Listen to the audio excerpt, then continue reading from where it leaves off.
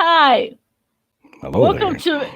welcome to Adventure in Time and Space. I'm with here Neil Heiderman, and we're going to be discussing a rewatch. No, giving a review, the rewatch of The Green Death by Jon Pertwee, his episode. So you go first. I go first. Okay, you want me to go first? Well, like I said earlier, I forgot my notes, so I'm gonna wing it.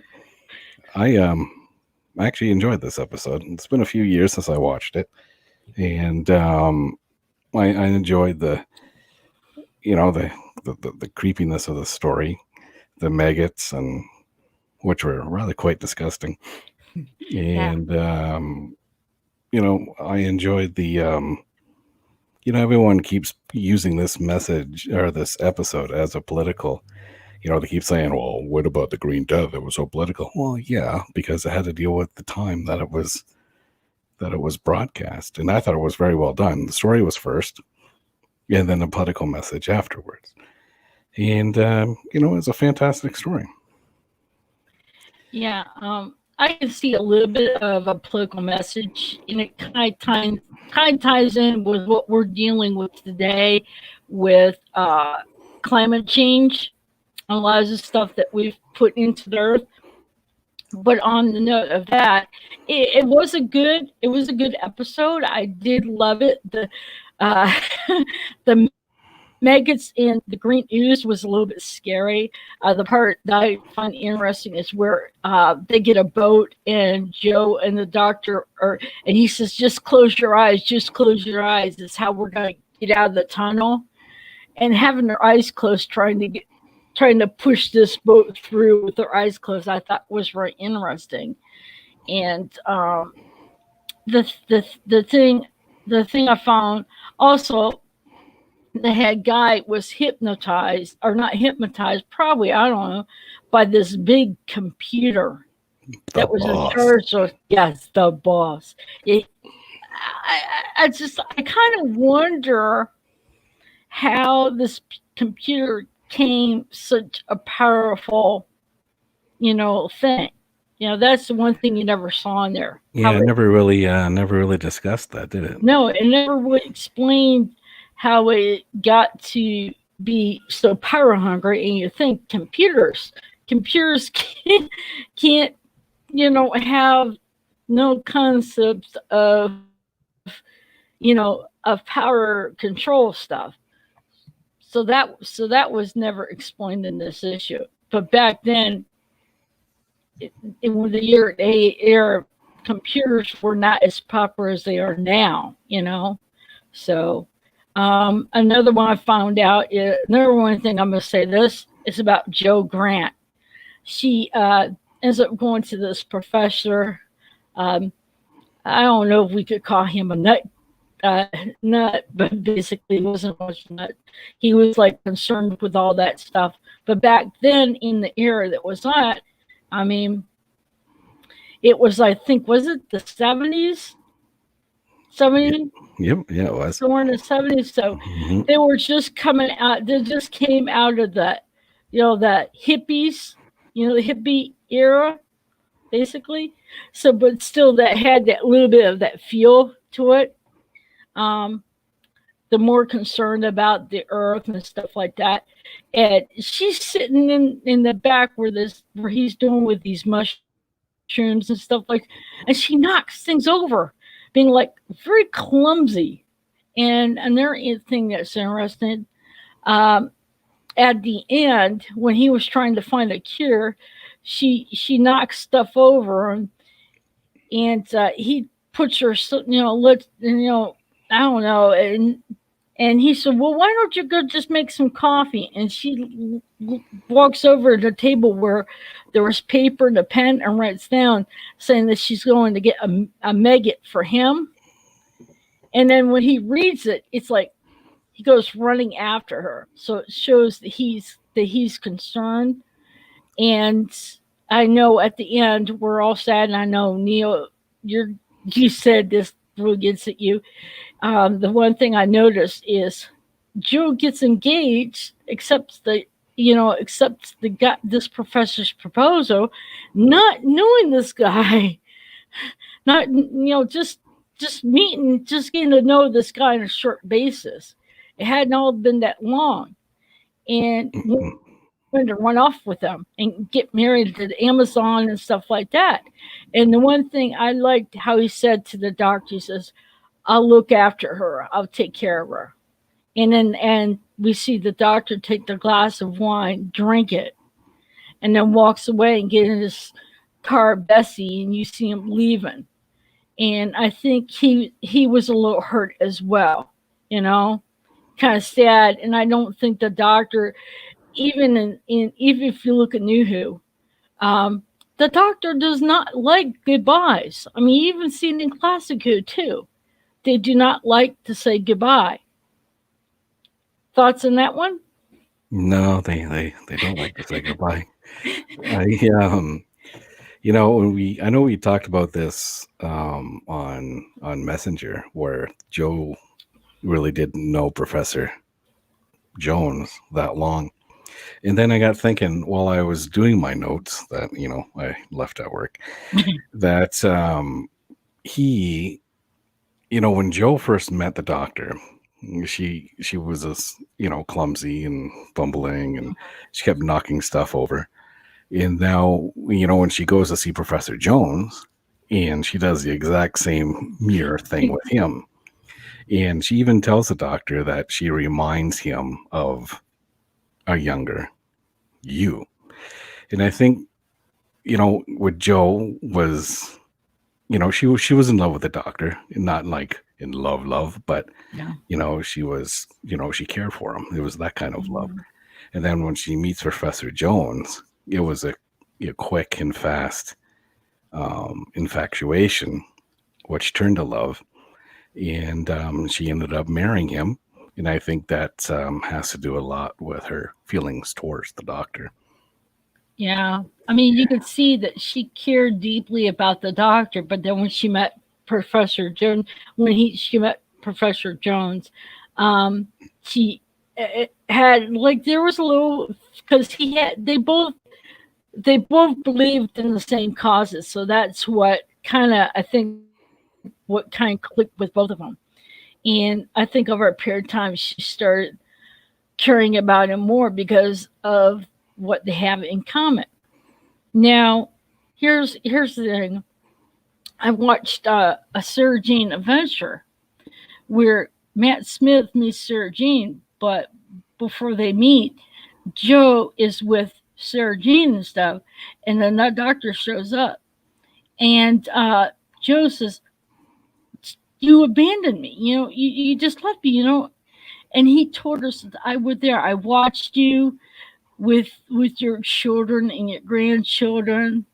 So he let her know that he did not leave her. He was still looking still looking in on her. So that shows the doctor still cares about his companions, basically. hmm hmm And that was So, with Matt Smith, right? oh Was yeah, that was with Matt Smith.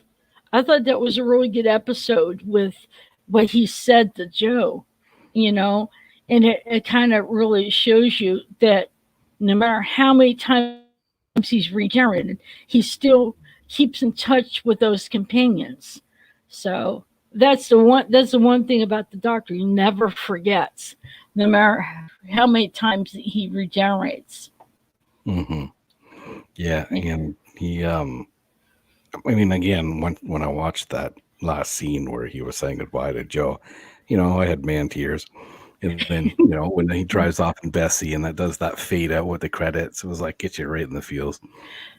Oh yeah, now that's kind of touching that for a man to actually say, yourself say that you get choked up at something like that, because most men thinks it's just the women that get choked up and get Oh all man, mushy.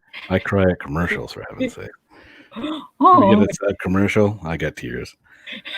The movie Titanic, you've always seen the movie Titanic. yes, I Yeah, have. and the last hour of the movie in the theater, I was in tears. because of, the ship was going down and people were dying. And the scene where Rose lets Jack go in the water. I Yeah. was like, oh God. And I started crying like really hard in the theater. And the lady behind me tapped me on the shoulder and she goes, here you go, dear. And she hands me a Kleenex. And my wife leans over and she goes, you're so embarrassing. Well, let's put it this way. I mean, even I know your wife was probably embarrassed about that, but it's just you. That's the way I look at it. It's like men. You think men are not emotional in certain things and stuff like that, but they just don't. You showed it in public. Most men like to hide it so they can look like they're tough. I mean, okay, here's the question. Since you get emotional, whenever, let's just say, the one regeneration scene is with Matt Smith, did that choke you up? I'm trying to remember that Matt Smith. Yes, the one maybe Pond came back and she brushed his cheek and said, time to go, Raggedy Man, or something like that. No, Yes. no, I think it was good night, Reggie Man. Good night. Yes, that's right. Yes, I did get choked up with that. Jeez. I didn't get choked up with Capaldi because I really didn't. I didn't watch that episode because I finished with the Dr. Falls. That was my final episode. I did get choked up with watching David Tennant.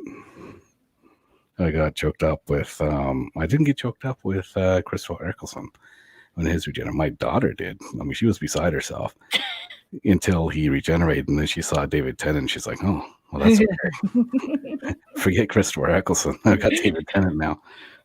Well, that's how some of these women are. They see, oh, when they see the next one, it's like, oh yeah, forget this guy. I mean, I got choked up. Um, David Tennant, when he regenerated, I kind of, I already knew it was going to happen when he gave that speech to, oh God, I can't think of his character's name. Wilford. Wilford. Yeah, Wilford. Yeah. When he gave his speech to Wilf and stuff like that, to me, and then he gets in the TARDIS after he gets his rewards, and he says, "I don't want to go." To me, that was just simple to the point. But what he went right before he got in there, that was his whole speech. That was his saying. It's like, I'm going to go, basically. And I mean, when he said, "I don't want to go," I was like, well, that was the final.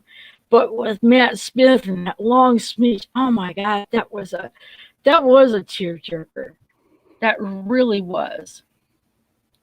I saw Peter Capaldi's regeneration speech.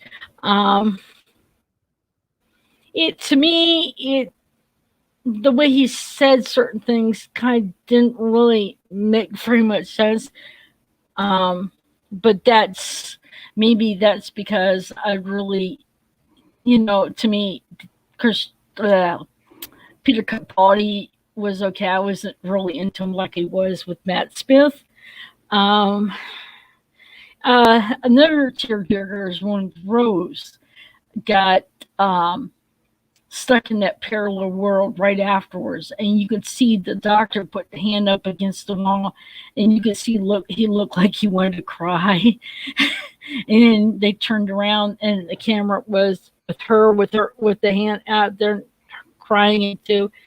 And I think the doctor knew whenever Rose got locked in the parallel universe, he knows he won't be able to visit her. So I think that's what got him.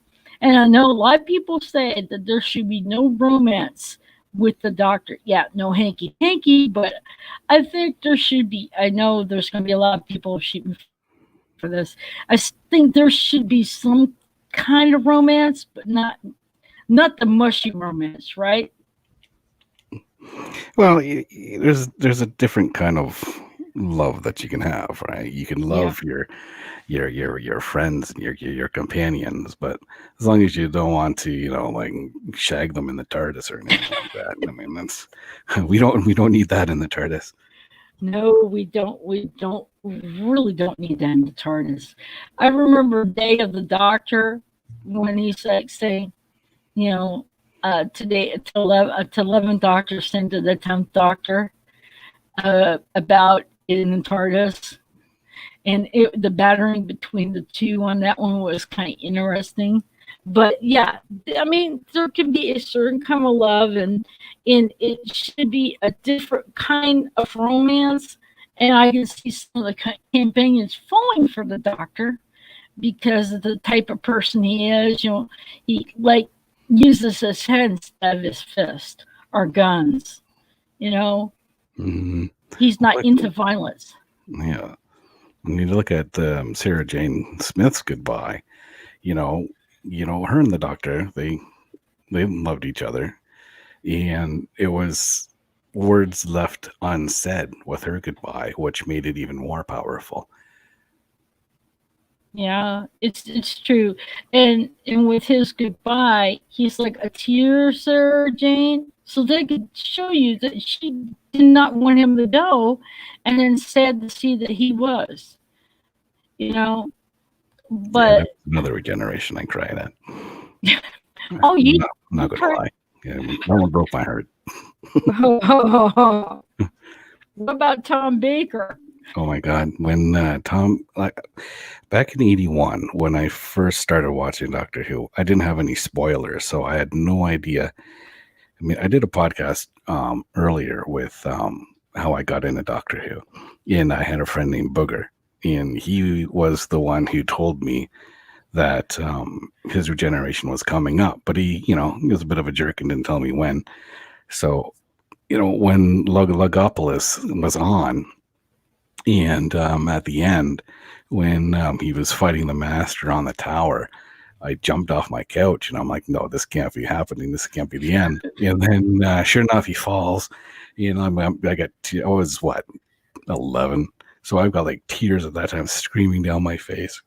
Kind of like how my daughter was acting when Christopher Eccleston was going to regenerate. And yeah, no, that was the worst one for me. I bawled like a baby. Still do, actually, when I watch it. She's a very well. You're a man touched. You're a man in touch with your emotions. That's good. I mean, it's just a lot of different elements with the companions and with all the different kinds of doctors, and so it's just as I watch a lot of this classic Who, I see a lot of different let's say interactions with different companions and stuff. Mm-hmm. So, but to me, I see Jo is let's just say a completely blonde, having her blonde moments. Mm-hmm. Yeah. And something else you see in this episode too is the Brigadier's friendship with Jo and the Doctor comes out, and he even says at one point that he cares a lot about them. He wouldn't want anything to happen to them. Brigadier really shone, I think, in this episode. But I also noticed too, and it's his hair was starting to get really long. And for someone in the army, they usually have their little brush cuts and stuff like that. Wow, I know about that. Letting them stuff go. I know about military men. I mean, they have to have their short haircuts and stuff. But whenever the Doctor was told about Jo, you could see going out there to get a maggot, and you saw his reaction and stuff.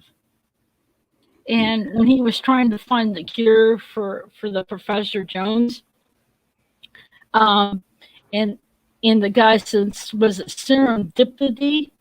It's like something, just by complete accident. Mm-hmm. and he couldn't understand. And then when they were back there trying to, and she told him what she did, and the doctor pulled the jar that, and she said, "Yeah, it was those," and that's how the doctor uh, found out the cure to help him. But what killed the maggots was a certain kind of mushroom. Yeah, And it was that fungus that yes, Nancy had made. yeah, and the funny thing is, I was when they were writing and Benton was in there throwing out this, the fungus and stuff, and he says, "Here's your din din, here's your Here's din din." your kitty, come Yeah, get your din. and the doctor. Did you see how quickly the doctor kind of like, Sergeant Benton. yeah, trying to get him to kind of tone it down a bit. I thought that was really funny. Here's your din din. Here's your din din. I mean, Yeah, another funny moment was when the doctor was dressed as the cleaning lady. oh He my, goes, "I like your handbag."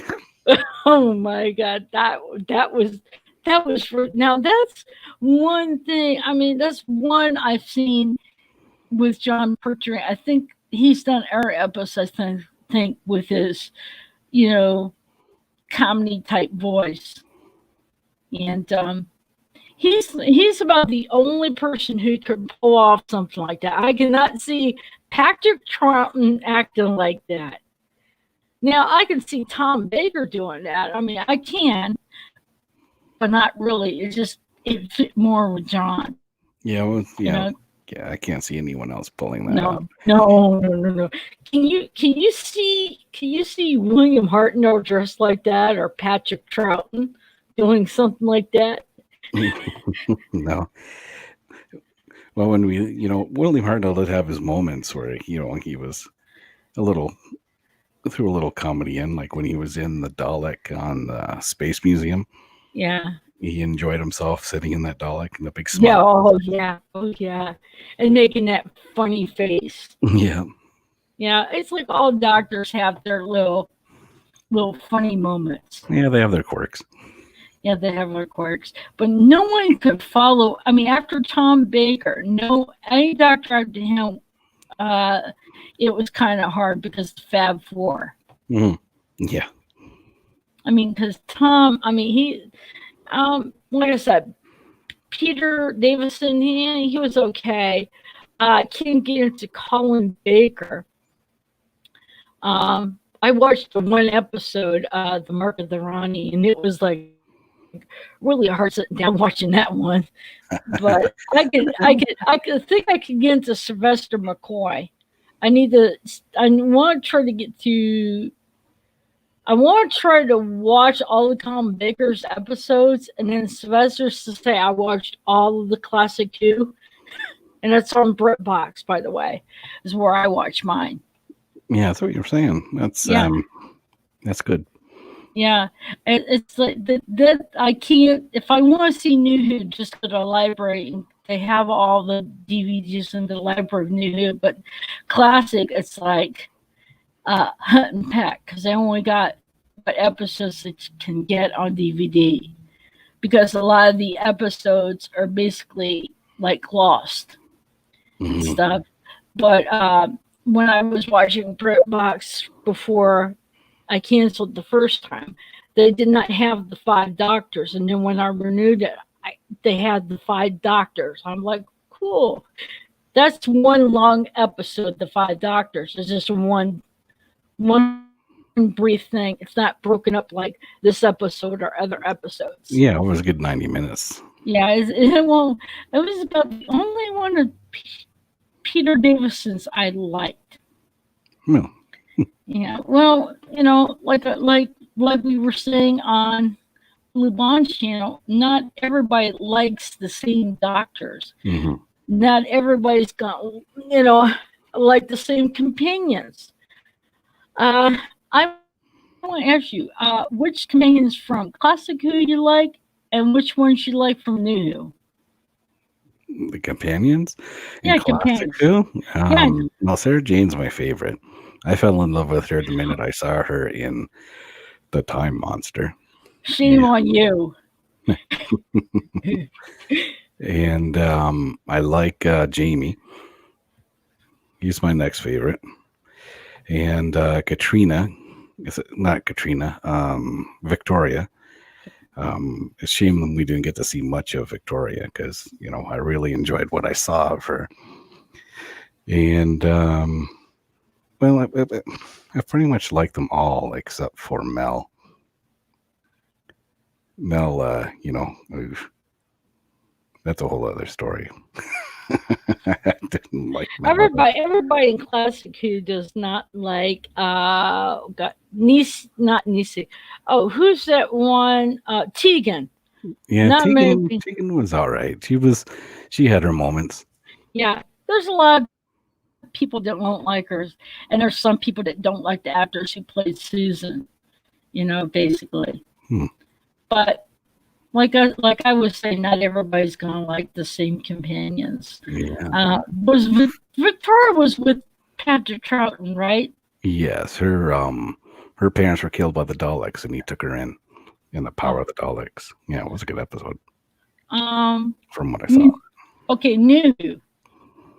My favorite companion in New Who is Donna. Oh, I think everybody likes Donna, and sad to see that the Doctor had to wipe her mind. Mm-hmm. Yeah, and I liked Clara up until I think the first season with Peter Capaldi, and then she kind of got a little bit wonky after that. It was like a friend who would stay there welcome. He's like, okay, just go ahead and go now. You're all right. What did you think about Amy as one of the companions for the 11th Doctor? Well, I liked Amy. I think at the beginning she started to show some kind of feelings and love towards the Doctor. And I was glad Rory came in and sort of squashed that. Yeah. I like how she introduced the Doctor to Rory. Says, "This is my friend," instead of boyfriend. An imaginary friend at first, right? Then the Doctor was this everybody. My memory of New Who is kind of it comes and goes. Anyway, okay, Classic Who. Oh, I could say Jamie. Even though I don't like Patrick Troughton much, I mean, he was okay. He just couldn't get into him. I did kind of like Jamie. He was kind of interesting, and he held his own, with the Doctor. Sarah Jane. Not too fond of Liz Shaw, but that's because probably I have a different taste. Jo was to me. Jo seemed like, even though she was kind of even though she was blonde, she sometimes acted like she was clumsy and stuff like that. But still, she had a good sense and stuff like that about things, even though she has her moment of clumsiness. Yes, Sarah Jane, hands down. I mean, who's the not like Sarah Jane? Yeah. And I like Nisi. Is that the trying to think about it? Yeah, her name was Nyssa. Nyssa? Yeah, I liked her. She sort of like the intellectual type one. Yeah, and her planet was destroyed by the Master. Yeah. I liked her because she for as young as her character was, she had basically had a lot of knowledge in my mind. I mean, someone might disagree with that, but like I said, not everybody's gonna like different companions. And let's see, Tegan had her moments. No. Okay, I got watched a brief episode with Ace with Sylvester McCoy. I think she's pretty good. And once I watch more Sylvester McCoy, then I'll probably be able to honestly say about it, about Ace. Okay, new. I kind of liked Rose because she really helped the doctor, uh, uh, basically not come more of a feeling, more caring type. She like Yeah, I've gonna warmed him have up. yeah, I've got a video actually I'm working on about the Ninth Doctor and Rose, and how he she kind of helped him break out of his PTSD, So with and they sort of needed each other. They found each other right at the right time. yeah, because he just when he came out, I wouldn't say he was cold or collective. I would say he was more like rigid, sort of like thing just came out of the time where after losing his people and destroying his planet. So and he was the only one. So of course he's like rigid, shell shocked, and you know, not knowing what to think or how to feel. So I mean, and Rose kind of at the right time. She came at the right time. But I liked an episode Rose where he's trying to find the thing. He says it's a smack dab. It's bringing it around. It's like a thing. I forget what he says. It's gonna be smacked in, and she kept looking at this thing behind him. He looked. And he's like started, and then she's looking at this. And he looks back, and the third time he looks at, it, he was fantastic. And he kind of realized it. What Hmm. and so she basically, like I said, she helped him warm up some, and I liked Martha Stewart. I'm not Martha Stewart. Excuse me. See, this is a live stream. Martha Jones. Can you Martha imagine Martha Jones. Stewart being a companion? Oh my god. Oh God, that would be strange.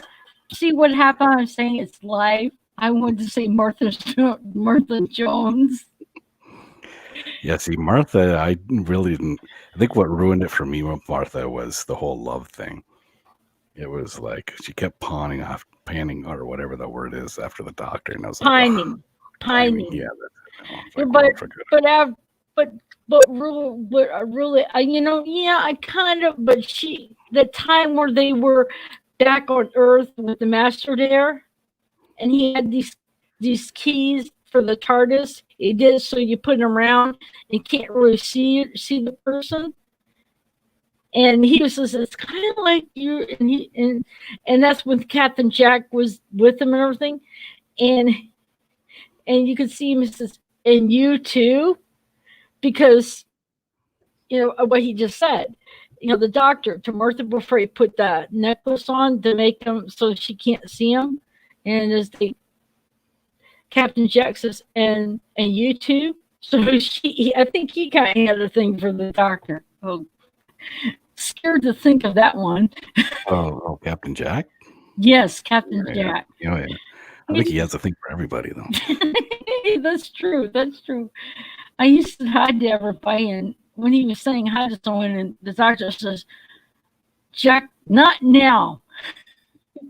When he was saying hi to Martha Jones, Hmm. and he's like, "Not now."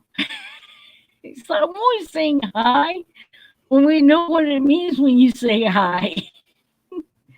Um, now, Amy Pond at the kind of, yeah, it was pining, not pining after doctor, but was like into the doctor after 11th hour. The funny part is, I find she's in her bedroom and she kisses him, Hmm. and to see his reaction, that right there was priceless. He's like, "Wait a minute, you're not supposed to be kissing me. You're gonna be getting married," type thing. But yeah, I saw when Rory came on and they got married, he that kind of got squished. That you know. And I Uh, like their the end of Rory and Amy too. When they yeah, were finished off with jumping off that building and stuff. That was quite an emotional scene. that was. It, I liked how he wanted to jump, but he wanted Amy to push him, and she says, I can't do that." And you could see, and then and he's he said, well, if it was you, about pushing you and stuff like that, telling Amy that if it was her, and he says, this is what marriage is. And they both jumped off there. And after they do that, they basically they they saved it. And all the weeping angels are like, and the sad part was is when they got taken back in time, and then the doctor's reaction to the whole thing. I mean, it literally tore him up. Mm-hmm. I mean, when you get that close to companions, you think the doctor doesn't have any emotions. Yes, he does. Especially when he knows he can't see him again. Because in that type of universe, he wouldn't be able to go back into TARS to see him. Um, Claire, I did like Claire. I like her in with the 11th Doctor, and somewhat I think maybe a little bit with the 12th Doctor, Peter Capaldi. Um, but after a point, it kind of got. Well, I can see your point. And then those are the companions I like. And Bill was, it was interesting with Bill. It was like totally different with Bill, because it was more of a relax with Bill. But my favorite, I told you my favorite companions, but I just wanted to put that thing out with Bill. I mean, you could tell she wasn't. I wouldn't say. It's just she was more like relaxed, like in awe, like almost like a little child in a way. Yeah, you got to see the universe, through her eyes. Yeah. And that's something I always enjoyed about the companions. The only thing that annoyed me with Bill is every episode she had to remind everyone that she was gay. It's like, oh yeah, yes, yeah, that right there. I mean, we know. yeah, we know. Well, see, John Burrow, the Captain Jack Harkness, John Berman, is the one that played Captain Jack, and yes, he's gay in real life. But with that character, it didn't really flamboyant and remind us every 5 seconds that he was gay. Yeah, because you didn't need to. You already You didn't knew. need to. You could just look at You him. just look at him and you're like, yep. He's very full. I would like to meet him in real life because he's very flamboyant from what I can tell. Because I'm on one of his Facebook groups. Mm-hmm. He seems like a really good guy. Yeah, he has like, and you know what? Me and him were both born the same year, 1967. My God, that is scary. I think he'll be turning 53 before I turn 53. So it's kind of scary that he turns, let's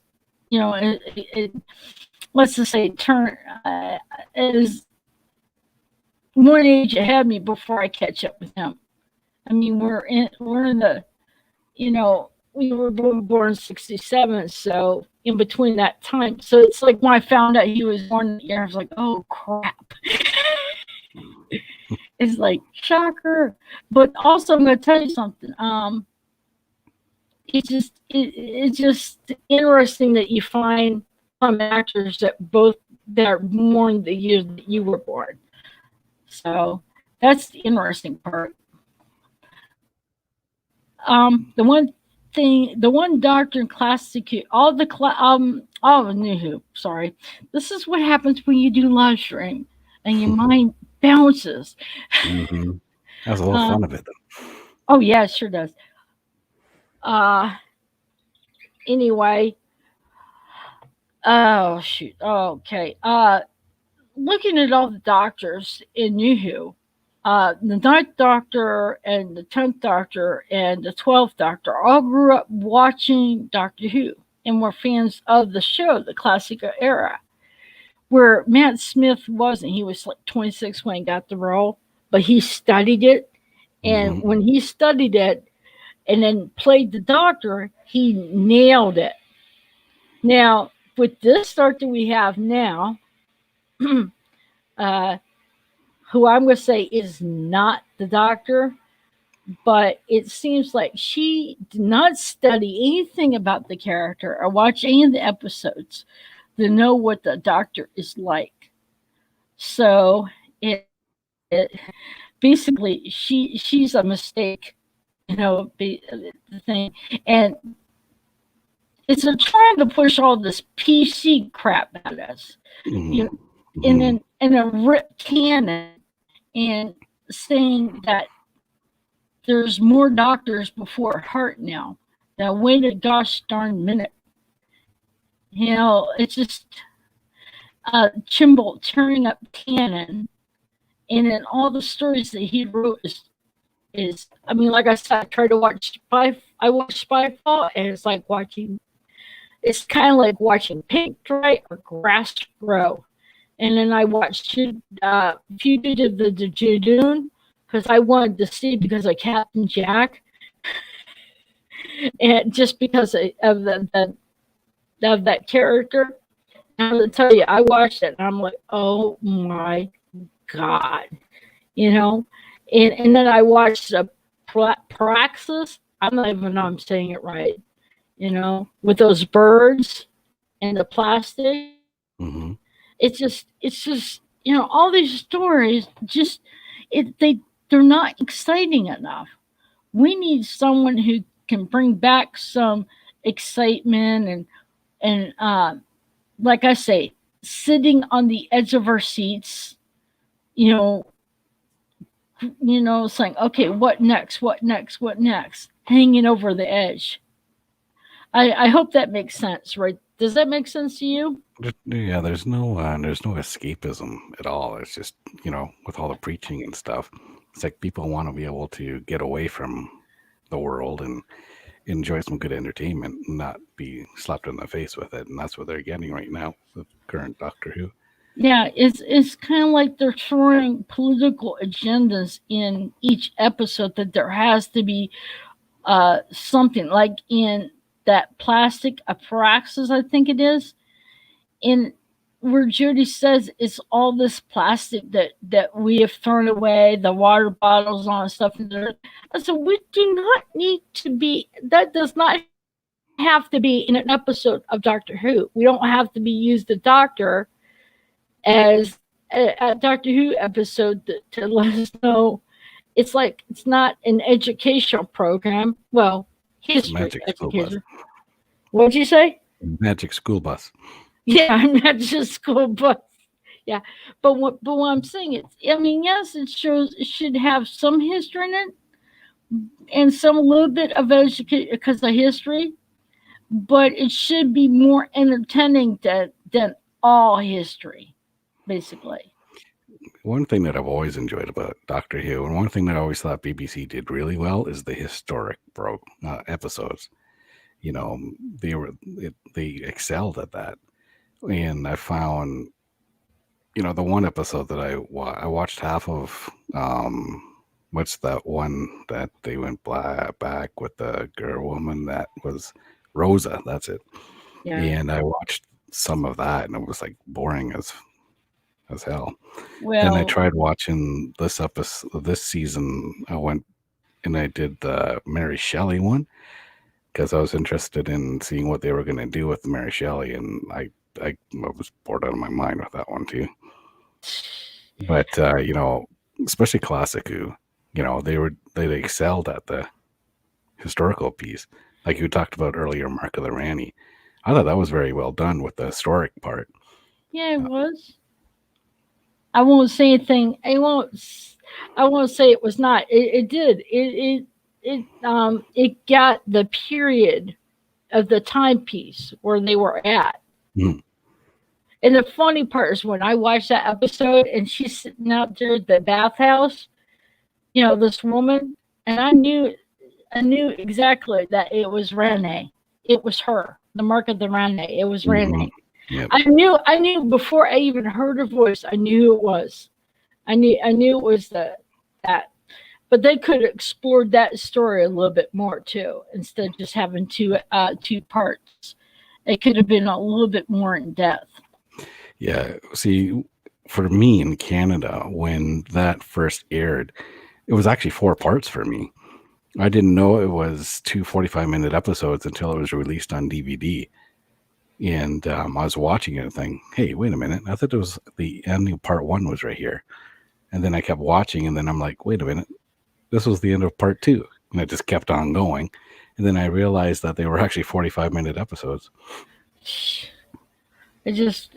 But also in New, the one thing I liked about it on one of the episode, Fires of Pompeii.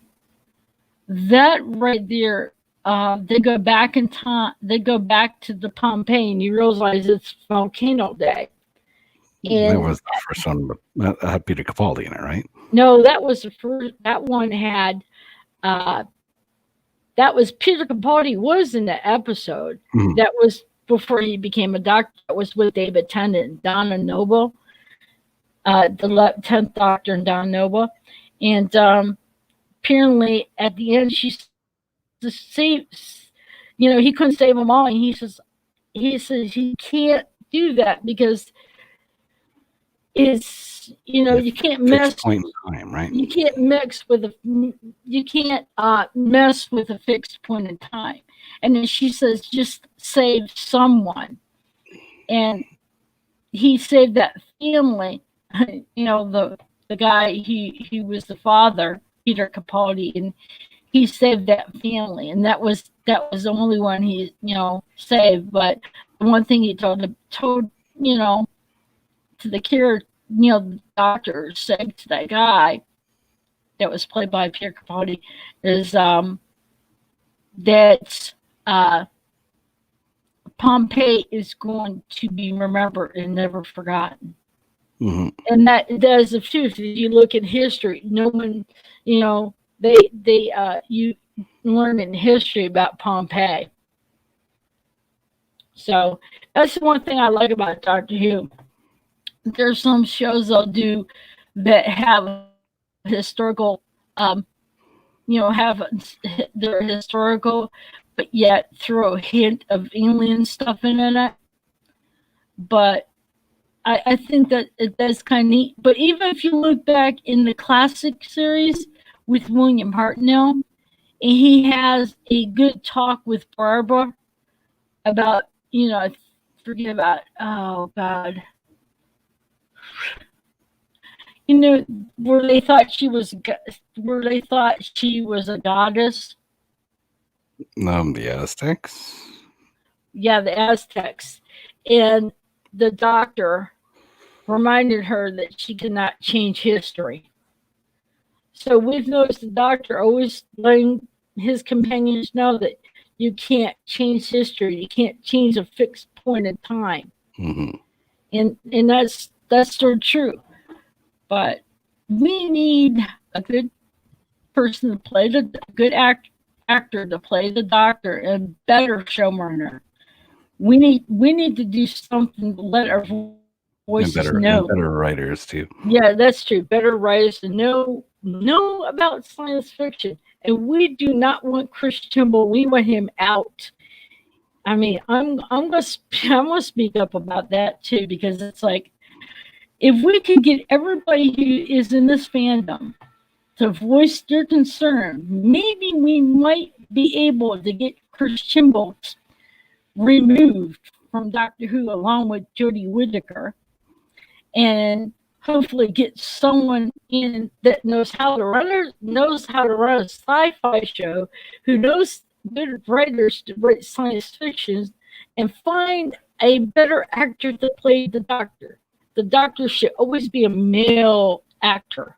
He should be a man, in my opinion. Mm-hmm, mm-hmm. But if they wanted to go with a female to play the Doctor, they should get someone that know how to carry a sci-fi show. You can do a really good job. But after this, I think they should wake up and realize they need to go back to a male doctor before even trying this, because I think the fandom just was not ready for it. But I don't think To be honest with you, I don't think the fandom was ready for it. But then again, ready for this, they have a woman doctor. But the more I think about it, is no, not a good idea because when you look at it, if you look at Romana, when she regenerated. She was female. Only thing she can change is, what she looked like as a woman. So that should go to show you in the classic Doctor that a female Time Lord, when they regenerate, they're female, not male. So I was like, I don't know where they get this idea that a Time Lord male Time Lord can become a female. You can't swap genders. Because plot. What? I said because plot. Yeah. It was a diversity thing, right? So yeah, it's just they're trying to push the agenda, and it's not only with Doctor Who, but they're in some of the movies. They're pushing the agenda that, well, let me put it out here. Charlie's Angels, which was my favorite TV show when I was a kid, and the two movies with Drew Barrymore were really, I liked those ones. But this new movie that's out, Bosley is a woman. Now, wait a minute. How woke is that? Man. I mean, Bosley is a male, not a woman. It's like, nobody will want to see that crap. Sorry. You just ruined my childhood. Thank you very much. Do you want to see the new Ghostbusters movie? Oh, I can't wait. Well, I hope they don't screw it up. Mm. From what we see from the shares, what they was to see, but we don't know, what the full movie. But I would love to see it to myself, to see if it's actually a break from the female Ghostbusters. I tried I watched that, and the only thing I enjoyed out of that whole movie was Kate McKenna. I think she's a fabulous actress, and she actually did a pretty good job in that movie. But the movie itself was just horrible. Yeah, I just don't. To me, I like it. Started out as men. Do not change it to women. That's my thing. Anything else that you wish to discuss or share? Or so, what would you rate the Green Death out of 10? Oh man, toughy there. I have to say it's probably an 8, probably 9, somewhere around there. Yeah, I'd give it an 8 out of 10. You are? Yeah, I'd give it an 8 out of 10. Yeah. That was very well done. Yeah, it could have been shortened down to 5 episodes to tighten it up a little bit more. But the one thing that I always liked about classic Doctor Who is it opens itself up. It paced itself. It gave time for characterizations to happen. Yeah, or you don't get that in New Who. Like, even if you watched 45 or an hour episode, like what was that one? The King's Demons in the Awakenings and Doctor Who. Even those episodes that were only an hour long are better paced, and you're able to see better characterization than you do in some of the New Who now. Yeah, the classic Who, you watch each episode, the characters develop throughout each part of that story arc. And you see each time the characters, like, you can see the development of each of the characters, whereas New Who, they're just all in one shot. And doesn't give you time to see the development. That's the one thing I like about the classic cages, because like they break it down in like a 6-parter of one episode, and they break it down, and it's like each breakdown, and then it's like whenever I watched it, I'm like, okay, it ends on a cliffhanger there, and you're waiting for it on BritBox, and it plays the introducing theme music, and you're like, come on, get to the episode, I want to see what happens. It kind of makes you excited when it's broken up, Mhm. because it makes you excited. I want to know, okay, what's going to happen next. Mhm. The cliffhanger, kind of like, I don't know. It's like when they were trying to find the doctor was trying to find that cure, and they had to go take care of the maggots, and he told Joe just to keep them comfortable, and Mhm. you could see, and then you could see, okay, are they gonna find the cure? Are they gonna find the cure? Mhm. It was just keep seeing that development. Mhm. And Yeah, and I even some think, of the cliffhangers for this episode were pretty good too. Like oh yeah, the scene where Joe is reading on the floor and the maggots coming up behind her. I thought that oh was pretty yeah, cool. yeah. It's just you sit there on the edge. To me, that's called excitement. But Mhm. this day and age, in the age we're in now, I think a lot of people just want all in one go. Just sort of want all in one shot. Instead of like in the classic who back when it was done. I'm Mhm. thinking they're missing out. They're really missing out. If they watch classic and see how it's done, maybe we can get the new Who to be just like that. I would love to see it to go back to that format and develop the characters. And maybe if they do it that way, they'll get more people wanting to watch it. The next, like, let's just say, have it on Saturday and have one, episode, one part of of this episode, have a part one, and then have it end on a cliffhanger, and then when they come back next Saturday show the next part of it, people will tune in to watch it. And I think that will help the ratings go up. But in order to do that, we need to get better people in charge of it, and a Mhm. better Yeah, person to play the character, an actor to play the character who knows how to knows how to play sci-fi and who can carry the role. and better music. Better music? Yeah, true. Yeah, true. I've heard her Doctor Who, and it's like it sounds like it's like horrible. Boring.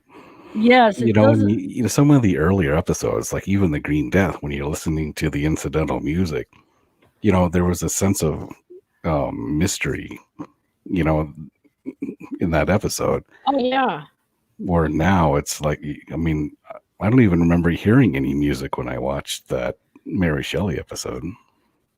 yeah. I mean, you don't hear any of the A type of music and stuff like that. Like I said, we need to get Christian Jody Wigger out and get in people who know how to run the show and the person know how to play the character in sci-fi. But I have a feeling if it keeps going the way it's going, it might end up getting canceled. But the one thing I don't understand is why the BBC don't care about ratings. Yeah. I think that's kind of dumb because every show, I mean, here in the U.S., if the new show is coming out, they base ratings on where the show is doing is like they look at the ratings. If the ratings are up, then they know that show's gonna do good. But if it's a new show and the ratings start going down, then that's when they pull the plug. I've noticed that there's some shows that got canceled that have only been on one season, here in the United States, and they pulled the plug and canceled that show. It's because the ratings are dropping. So for the BBC that say that they don't care about ratings, that's wrong because it's ratings that makes the show. Hmm. Hmm. Yeah, it does. Well, you know, it's the agenda thing, right? So Yeah. they'll keep it going as long as they can, and hope for the best. But I think after this last episode, I think the ratings are going to go even more down because they've upset even the new Who fans.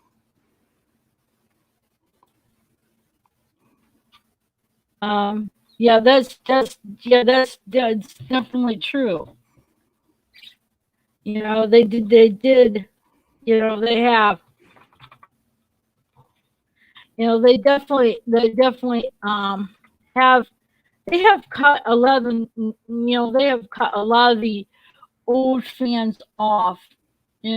Those who've been with the show since classic and stuff. And they've cut those fans off, and it's like they want new fans. Well, those new fans are only going to stay there as long as they want, you know. But then when they lose interest, they're going to go punk. So, Yep. Yeah, I'm just looking so at right my. now, Hmm? go ahead. I was going to say, I'm looking at my avatar as I'm talking, and I should have put the boss on there instead of Steven. No, Then yeah, I could have talked like the boss. yeah, that's Hello, true. Stevens. What are you doing, Stevens? Yeah, um, but basically, uh, the whole thing is I love doing these rewatch reviews of some of these classic episodes Oh yeah, it's because awesome. and I'm going to do some new who I want to do Day of the Doctor, but I got the DVD for that because I can watch that one over and over and over again and never get tired of it. Damn. Oh, you have to remind me of that one. Is that the 50th special? Yeah, that was the 50th special with Matt Right, Smith. right. He's hanging on the TARDIS as it's being carried away with a helicopter. I think that is so funny. Flying through the air, he's just hanging, but we know he's not actually flying, basically. Mm-hmm. But it's like Yeah, I have the I'm trying to DVD. remember that one. Oof. I have the DVD, and I can watch it over and over again, and never get tired of it. I laugh like crazy at some of the things in it. Now that story for New was, I mean, yeah, it's all in one go, but that story did it really well. They did a really good job with it, and it had a lot of humor in it as well. That's one But of the War Doctor too, isn't it? yeah, but the Okay, yes. one the one thing that people have a problem with that is where the clearer just snap their fingers and close the doors. They Mm-hmm. said the doctor is the only one that can do that, but who knows? I mean, we just knew that the doctor is the only one that can snap his fingers to close doors, but it was never, in classic, you never see the doctor snap his fingers to close the doors or open it. No, but they did So in have the cla- Statenheim recaller, right? I think that's what it was called, where the TARDIS would, like the Rani had one in Mark of the Rani. yeah. So, it was like a remote control and the TARDIS would just show up. Oh yeah, that was interesting there. Um, it's just, and I also want to do the two-parter with David Tennant, the End of Time one. Mm-hmm. Do Mm-hmm. you know that Timothy Hutton was in it? Timothy Hutton. Was that right? Yeah, he was playing Rassilon. He Oh, was, yeah, James Bond. And that's Timothy Hutton. Was that Jim? Was that? Let me just Google that. And see what happens. Timothy Dalton. That was his name. Yeah, Dalton, Yeah, yeah. not Hutton, Dalton. See what happens. See what I'm happened. confused there for a second. I knew it was Timothy something, but I didn't see. That's what happens when you do a live stream Mm-hmm. and you're kind of nervous. You slip up and say a few things, say some names wrong. But no, he played that in the End of Time pretty well. Yes. And it's just I'm not going to give it away because I don't want to do any spoilers, Mm-hmm. Because when I do my review, I want to be able to do the review and basically put out what. Oh yeah, yeah. See, even John Coogan's he's correcting you now too. It's Timothy Dalton.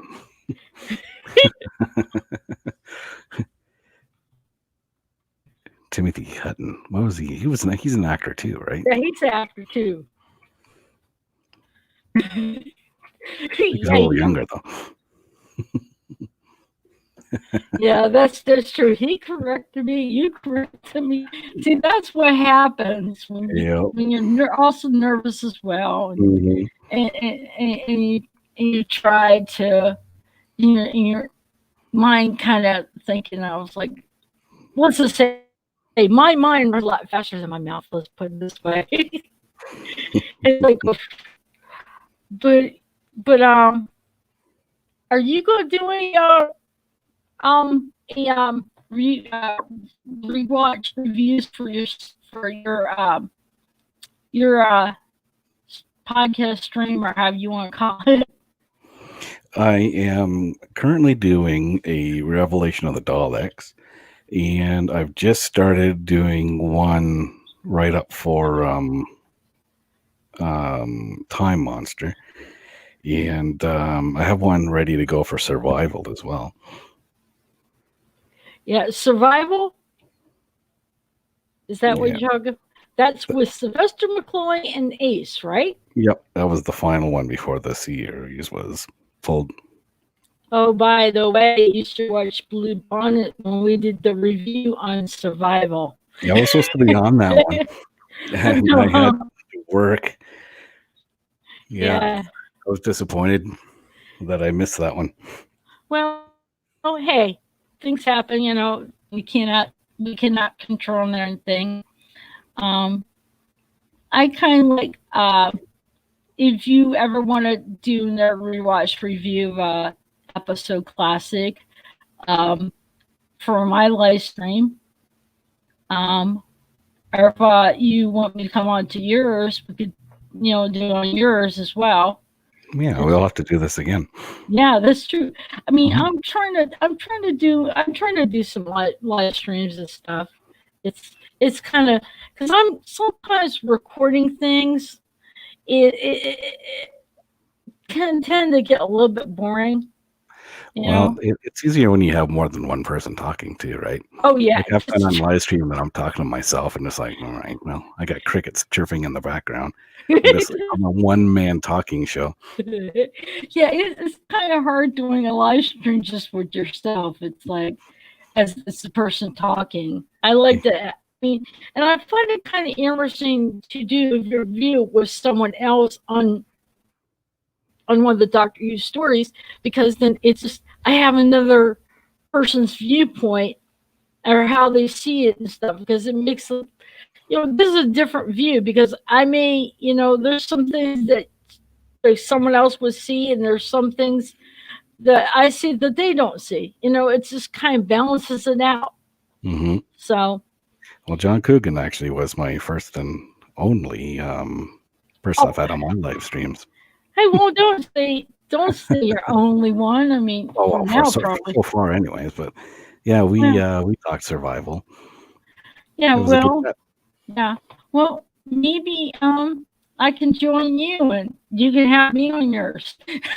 Yeah, I plan on doing I'd like to do a companions chat. Have a bunch of people on and talk about their favorite companions and stuff like that. I think that sounds like fun. That would definitely be a good idea. So I think that'll be a long one too.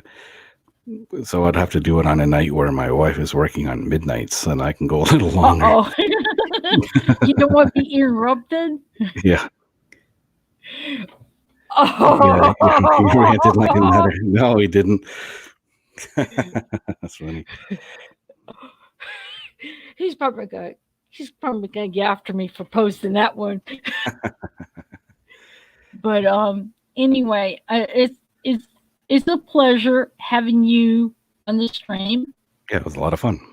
Yes, and you have such a radio voice. Well, I should have put the boss, like I said, on my avatar, because that would have been even funnier. Oh, geez. Well, maybe. Darn.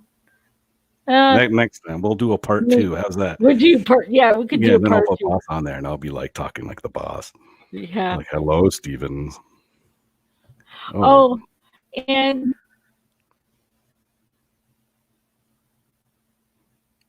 My Doctor Oh, Who. not my Doctor Who. It's good that you came. I mean, even though it was like a little bit late. Um, but is there okay? Like I said, I'm planning on doing Day of the Doctor, and then end the time. I might do that with Blue Bonnet as a live stream. But if you want to join in, and when we figure out when, because I have to watch it, maybe the three of us, like the Three Musketeers per se. Well, we could certainly try something. Yeah. Yeah. I'd have to rewatch it too, because Oh yeah, like I said, I have to rewatch it because I haven't seen it in a long time. So yeah, it's been a while too. Yeah. It's so it like I said, I might even do companions live stream too. That might be a good idea too, as well for me. Maybe get someone else's thoughts that would like to. I'd like to get other people on my live stream, but I think a lot of them are camera shy. Maybe I could tell them. I said, "Well, you could just that's make enough fun avatars, like Yeah, you could just have it. You don't have to have you don't have to be on cam. You could just have a picture there. Like I got a face for radio. Yeah, like you just picture your own radio, just with the picture. So, anyway, I know. Geez, I think this has been the longest one I've probably done. Blue Bunch on Saturday. It kind of after you left, we still were going on. It was one of the longest. I noticed that before I went to bed. I was like, oh, they're still going. It's one of the longest streams. That was a fun stream, though. Oh yeah, it was. When you can start talking about a lot of stuff, and it's enjoyable. Sometimes you get carried away with it. So, but anyway, it has been a pleasure. Yes, it was. It's been a lot of fun. See, now you don't get to see my ugly mug. Now you see the picture I have. It's time and relative dimension and space. I would like to have it to say adventure and time and space. And the reason why I do it time and space, you should. Did you ever watch the library, Silence in the Library? Yes, that's the one with River Song, right? Yeah, and when he finds out she handcuffed him, and she said, "Let me do it," and she says, telling him not to, and then she says, "If you do this, you'll die." He said, "But time can be rewritten." She said, "Not one